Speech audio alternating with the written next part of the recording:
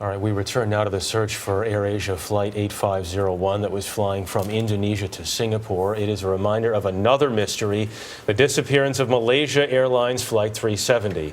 That vanished nearly 300 days ago, shortly after takeoff from Kuala Lumpur en route to Beijing.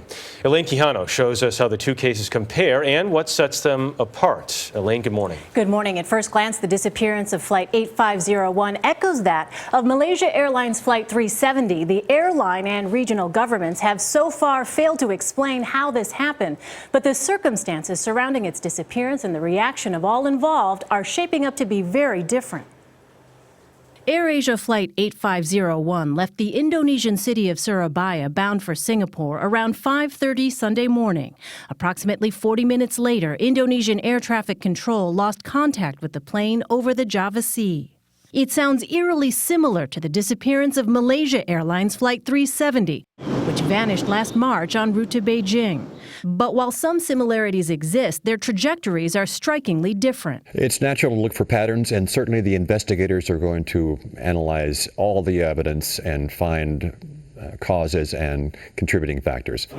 Investigators are now searching for any sign of Flight 8501. Unlike the vast Indian Ocean, where crews spent months scouring the surface and combing its depths for the Malaysia Airlines plane, the Java Sea is a busy shipping area and fairly shallow. The fact that the water on average is shallower means it will not be as difficult to recover parts of it and to recover and analyze the recorders. It makes it much more likely that this mystery will eventually be solved. The AirAsia plane disappeared from radar suddenly, a clue that severe weather may have been a factor. Strong thunderstorms were reported in the area shortly before contact was lost.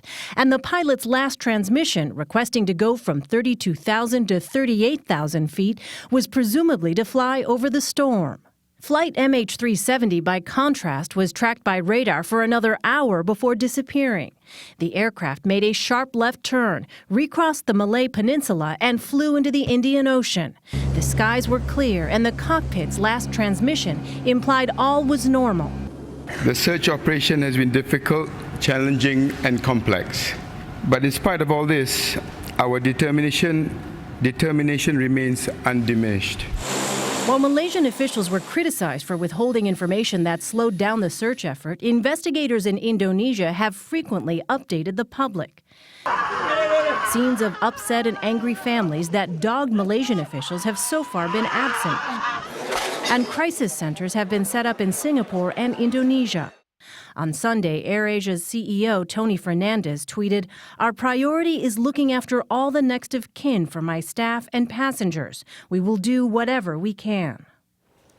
Another difference, the Malaysia Airlines plane was a Boeing 777, a wide-body plane meant for long distances. AirAsia's was a smaller plane, an Airbus 320. By the way, that's the same type of plane Captain Sullenberger landed safely on the Hudson River nearly 6 years ago during an emergency. And he's convinced, Captain Sully, that they'll likely find this plane. He does think so. The circumstances are so different in this case, and really the idea that this is such a shallow area that they're talking about here, the Java Sea, could make all the difference. Really interesting, Elaine. Thank you so much.